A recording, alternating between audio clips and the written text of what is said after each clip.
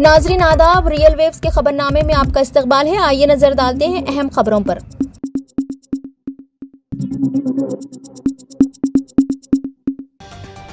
وزیر اعظم نریندر مودی اتر پردیش کے صاحب آباد سے ملک کی پہلی ریجنل ریپڈ ٹرانزٹ سسٹم کا آغاز کیا۔ وزیر اعظم نے صاحب آباد سے دہائی ڈپو تک ریپڈ ٹرین کو جھنڈی دکھا کر روانہ بھی کیا۔ انہوں نے دہلی غازی آباد میرٹھ ترجیح سیکشن کا بھی افتتاح کیا۔ یہ ٹرین صاحب آباد سے دہائی ڈپو تک 17 کلومیٹر کا فاصلہ طے کرے گی اور غازی آباد، گلدھیر، دہائی اس کے اسٹیشن ہوں گے۔ RRTS علاقائی آمد و رفت کی بہترین سہولت فراہم کرے گی جو دنیا میں سب سے بہتر سمجھی جاتی ہے۔ یہ ٹرینیں 160 کلومیٹر فی گھنٹے کی رفتار سے چلے گی اور ہر 15 منٹ کے وقفے کے بعد دستیاب ہوں گی۔ تقریباً 1700 مسافروں کو لے جانے کی گنجائش کے ساتھ ریپڈ ٹرین میں 6 کوچ ہیں۔ ایک کوچ خواتین کے لیے ریزرو رکھا گیا ہے۔ دونوں ہی سمت سے پہلی ٹرین صبح 6 بجے چلے گی جبکہ آخری ٹرین رات 11 بجے روانہ ہوگی۔ عام مسافروں کے لیے یہ سروس کل سے شروع ہوگی۔ ہر ریپڈ ٹرین میں لیٹنے والی سیٹ، کوٹ ٹنگانے والے ہکس، میگزین ہولڈرز اور پیروں کو آرام دینے والے پائیدان اور کمپیوٹر پر مرکوز خصوصیات کے ساتھ ایک اضافی پریمیم کوچ بھی دستیاب ہوگا۔ اسٹینڈرڈ کوچ میں ایک سیٹ کے لیے کرایہ 20 روپے ہوگا جبکہ پریمیم کوچ میں اس سے دگنا کرایہ دینا ہوگا۔ دہلی ریجن ٹرانسپورٹ کارپوریشن کے مینیجنگ ڈائریکٹر نے کمار سنگھ نے کہا کہ UPI کے ذریعے QR ٹکٹ خریدنے اور قومی مشترکہ موبائلٹی کارڈ ریچارج کرنے کے لیے اسٹیشنوں پر مشینیں نصب کر دی گئی ہے۔ مسافر ریپڈ اسٹیشنوں کے کاؤنٹر سے بھی ٹکٹ خرید سکیں گے۔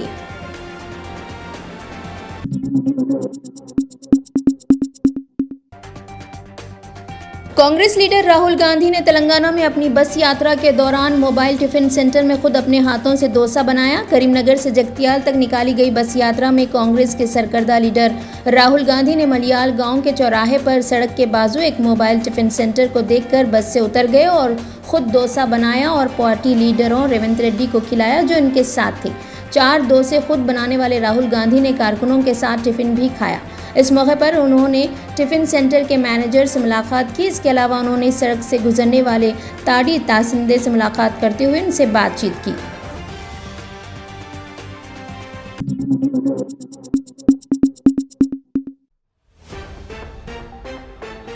تاریخ کا مطالعہ بتاتا ہے کہ دنیا میں جہاں کہیں بھی آزادی کی تحریک اٹھی ہے وہ بے حساب جانی اور مالی قربانیوں کے بعد آخرکار کامیاب ہو کر رہی۔ مجھے کامل یقین ہے کہ اسرائیل سے جنگ آزادی کی فلسطینی تحریک بھی ایک نہ ایک روز بہرحال کامیاب ہو کر رہے گی اور فلسطین ایک آزاد ملک کی حیثیت سے ترقی کرے گا انشاءاللہ۔ تاخیر خواہ کتنی ہی کیوں نہ ہو، ہر طرح کی قربانیاں خواہ کتنی ہی کیوں نہ دینی پڑے، مگر آزادی حاصل ہو کر رہے گی۔ وحشی یورپ کو اپنی دائمی بھوک مٹانے کے لیے مسلمانوں کے خون اور گوشت کی ضرورت ہے جسے وہ گاہے گاہے مختلف مسلم ممالک سے حاصل کرتا رہتا ہے۔ یورپ ایک ایسا افریت بن چکا ہے جو ایک ایک کر کے مسلم ممالک کو ہڑپ کرنے کا ناپاک ارادہ رکھتا ہے۔ فلسطین اب اس کا ٹارگٹ ہے۔ وہ اسرائیل کے ذریعے پورے فلسطین کو اپنے قبضے میں رکھنا چاہتا ہے۔ جب سے یہ جنگ شروع ہوئی ہے انڈین گوڈی میڈیا کی بن پڑی ہے۔ جھوٹوں کے بادشاہ نریندر مودی کے چیلے حماس کو دہشت گرد کہنے سے نہیں تھکتے، لیکن وہ یہ نہیں بتاتے کہ یہ دہشت گردی آئی کہاں سے۔ حماس گروپ جو فلسطین کی آزادی کے لیے طوفان الاقصی مشن کے تحت مظلوم فلسطینی عوام کی آزادی کے لیے لڑ رہا ہے، تو اس میں دہشت گردی کہاں سے آ گئی؟ کیا آزادی کی جدوجہد دہشت گردی ہے؟ حماس فلسطین سے الگ کوئی تنظیم نہیں ہے، وہ اسی کا حصہ ہے، جبکہ گودی میڈیا حماس کو فلسطین سے الگ دہشت گرد تنظیم بتاتا ہے تاکہ دنیا مظلوم فلسطینیوں سے ہمدردی تو رکھے لیکن حماس سے نفرت بھی کرے۔ گزشتہ جنگوں کو عرب اسرائیل جنگ کا نام دیا جاتا رہا ہے، لیکن موجودہ جنگ فلسطین اور اسرائیل جنگ ہے۔ اس جنگ نے یہ ثابت کر دیا کہ متحدہ عرب امارات اور دیگر مسلم ممالک جس میں ترکی بھی شامل ہے محض گرفتار کے غازی ہیں، ان کا کردار یہود نواز ہے۔ فلسطینیوں کو جان لینا چاہیے کہ وہ بے سہارا ہیں اور انہیں اپنے ہی محدود وسائل سے اسرائیل سے اپنے ملک کو آزاد کرانا ہوگا۔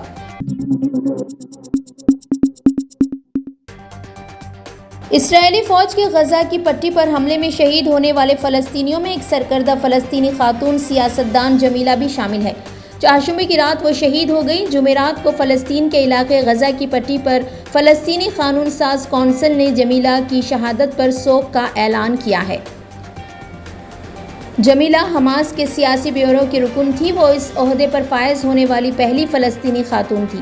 جمیلہ نے 1957 میں جبالیہ کیمپ میں جنم لیا تھا اور 1980 میں انہوں نے مصر کی عین شمس یونیورسٹی سے انگریزی میں بیچلر کی ڈگری حاصل کی تھی۔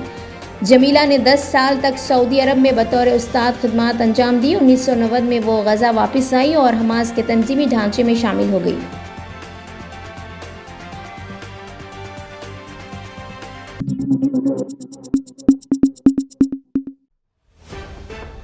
حیدرآباد میں سینکڑوں خواتین نے جمعرات کو اہل غزہ و فلسطین سے اظہار یکجہتی و یگانگت کرتے ہوئے اسرائیلی دہشت گردی کے خلاف احتجاجی دعائیہ اجتماع میں شرکت کی۔ نماز عصر عیدگاہ حضرت اجالے شاہ صاحب سعید آباد میں ادا کی گئی۔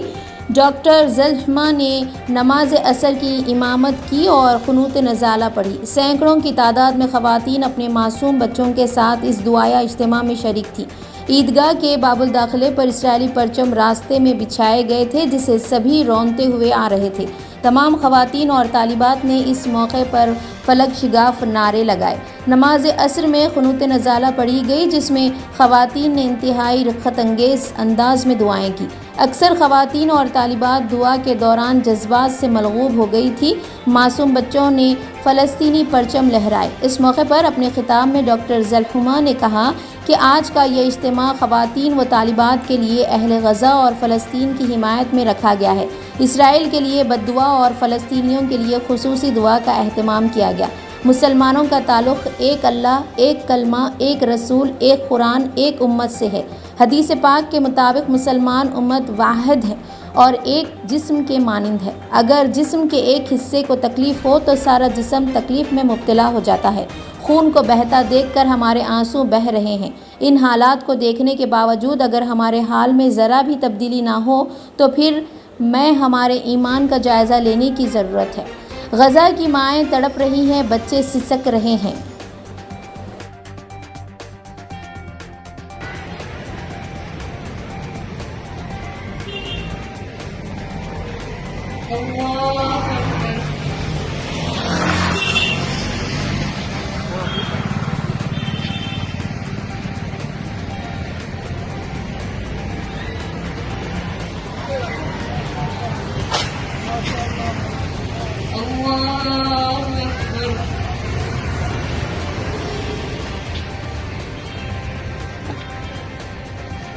عليهم ريح عاد وسيحة ثمود اللهم سلط عليهم ريح عاد وسيحة ثمود اللهم أهلكهم كما أهلكت أبرهة وجنوده اللهم أهلكهم كما أهلكت أبرهة وجنوده اللهم أهلكهم كما أهلكت عادا وثمودا اللهم اغرق اليهود كما أغرقت فرعون اللهم اغرقهم كما أغرقت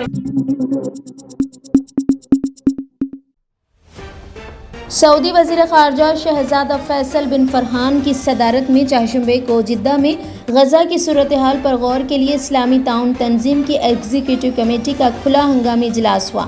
ہنگامی اجلاس کے اختتام پر جاری مشترکہ اعلامیے میں غزہ پٹی میں فلسطینیوں پر حملے بند کرانے کے لیے فوری اقدام کا مطالبہ کیا گیا ہے۔ ایس پی اے کے مطابق اعلامیے میں مسلم ممالک نے غزہ پٹی سے فلسطینیوں کی جبری بے دخلی کو مسترد کر دیا۔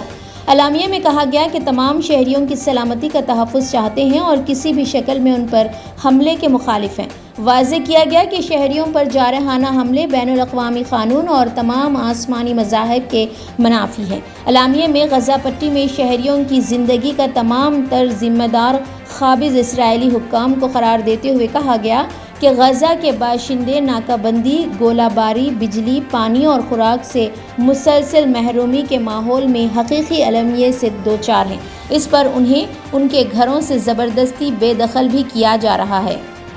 شہزادہ فیصل بن فرحان نے مزید کہا کہ سعودی عرب غزہ بحران ختم کرانے کے لیے اپنے برادر ملکوں اور بین الاقوامی دوستوں کے ساتھ تعاون جاری رکھے گا تاکہ مسلم ممالک کے عوام اور قائدین کی امنگیں پوری ہوں اور فلسطینی بھائیوں کا مبنی انصاف پائیدار امن کے ماحول میں پروقار زندگی گزارنے اور اپنے جائز حقوق کا موقع ملے۔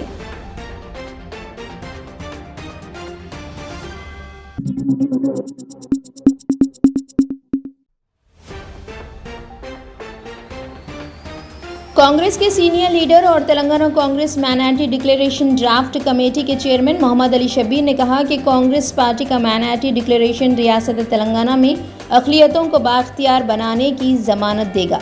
جمعرات کو حیدرآباد کے ایک ہوٹل میں کمیٹی کے اپنے آخری کھلے اجلاس کے بعد پریس کانفرنس سے خطاب کر رہے تھے۔ ٹی پی سی سی کے نائب صدر اور کمیٹی کے convener Jafar Javed, a I C C secretary Mansoor Ali Khan, Sheikh Abdullah Sohail, be ایزیکل، Azmi شاکر، راحت خان، فہیم قریشی، سید عظمت اللہ حسینی اور دیگر سینئر قائدین نے اجلاس میں شرکت کی۔ شبیر علی نے کہا کہ آن لائن اور آف لائن طریقوں سے 150 سے زیادہ تجاویز موصول ہوئی ہیں اور ان میں 15 ممتاز مسلم تنظیمیں شامل ہیں۔ انہوں نے کہا کہ کھلے اجلاس میں کئی ممتاز مسلمانوں، عیسائیوں، جینوں، دلت مسلمانوں اور دیگر کے نمائندوں نے شرکت کی۔ انہوں نے کہا کہ کمیٹی کو موصول ہونے والی کچھ اہم تجاویز میں اقلیتی بہبود کے بجٹ کو 5,000 کروڑ روپے تک بڑھانا، S C S T sub plans کی طرز پر اقلیتوں کا ذیلی منصوبہ، شادی بیاہ کی اسکیم کے بجٹ میں اضافہ، ایک علیحدہ منصوبہ شامل ہے۔ مذہبی بنیادوں پر امتیازی سلوک کو روکنے کے لیے قانون سازی شامل ہے۔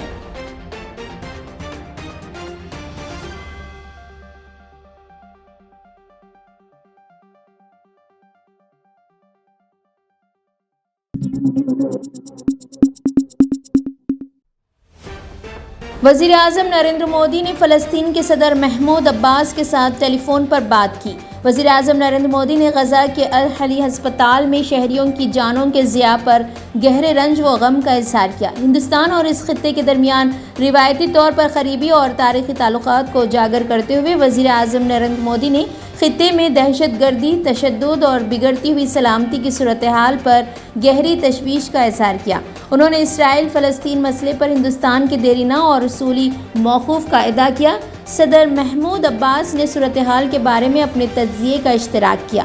انہوں نے ہندوستان کی حمایت پر وزیر اعظم کا شکریہ ادا کیا اور ہندوستان کے موقف کو سراہا۔ وزیر اعظم نریندر مودی نے کہا کہ ہندوستان فلسطینی عوام کے لیے انسانی امداد بھیجنا جاری رکھے گا۔ دونوں رہنماؤں نے رابطے بنائے رکھنے پر اتفاق کیا۔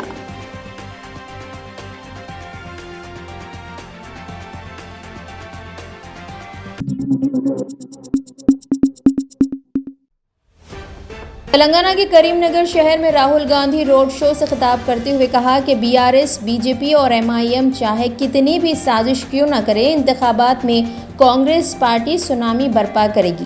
انہوں نے جمعرات کی شام کریم نگر کے راجیو چوک میں منعقدہ کارنر میٹنگ سے خطاب کرتے ہوئے B J P, B R S اور ایم آئی ایم کو شدید تنقید کا نشانہ بنایا۔ 2004 میں سونیا گاندھی کے وعدے کے مطابق تلنگانہ کا قیام عمل میں آیا۔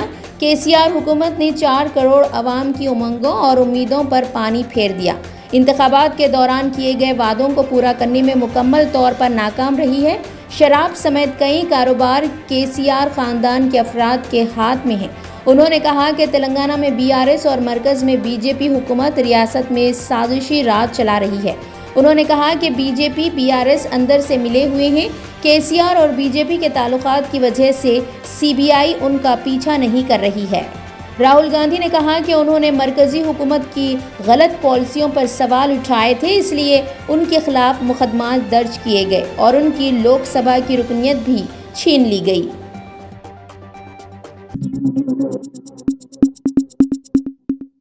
خبرنامے میں فی الحال اتنا ہی۔ تازہ ترین خبروں کو دیکھنے کے لیے آپ دیکھتے رہیے ریئل ویوز۔ چینل کو لائک، شیئر اور سبسکرائب کرنا نہ بھولیں۔